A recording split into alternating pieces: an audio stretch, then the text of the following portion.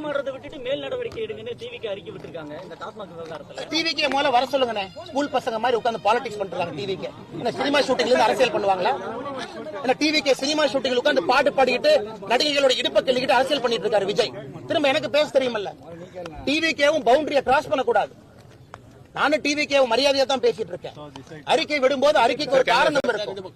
நான் என்ன விஜய் மாதிரி உட்கார்ந்து நடிகைகளோட இடுப்பை கிள்ளிக்கிட்டு உட்கார்ந்து டான்ஸ் ஆடிட்டு அங்கிருந்து அறிக்கை கொடுத்துட்டு இருக்கேன். நான் களத்திலிருந்து போராடி கொண்டிருக்கின்றேன். களத்திலிருந்து பேசுறேன். இதென்ன ஒர்க் ஃப்ரம் ஹோம் பாலிடிக்ஸா விஜய்க்கு? என்ன ஒர்க் ஃப்ரம் ஹோம் நாடகம் யாரு பண்றாங்க? யாரு விஜய் அரசியல் முக்கிய எங்க போனாரு? 50 வயசுல காலைல புத்தா எழுப்பிவிட்டு நடிகர் விஜய் அரசியலுக்கு வர சொன்னாரா? விஜய் யாரோட பி டீம்? நாடகம் யாரு பண்றாங்க? பிஜேபி பண்ணுதா விஜய் பண்றாரா? நாடகம் பண்ணுவது விஜய், நாடகம் பண்ணுவது டிவிக்கு. திராவிட முன்னேற்ற கழகத்தினுடைய பி டீம் தான் விஜய். இன்னைக்கு நான் ஆணித்தரமா உறுதியா சொல்றேன்.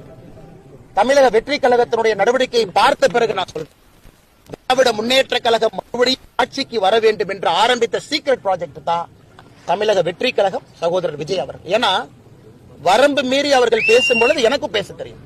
மரியாதை கொடுத்து மரியாதை வாங்கிக்கணும். சும்மா இந்த குசி ஆனந்த் உட்கார்ந்துகிட்டு இந்த அறிக்கையெல்லாம் கொடுக்க கூடாது.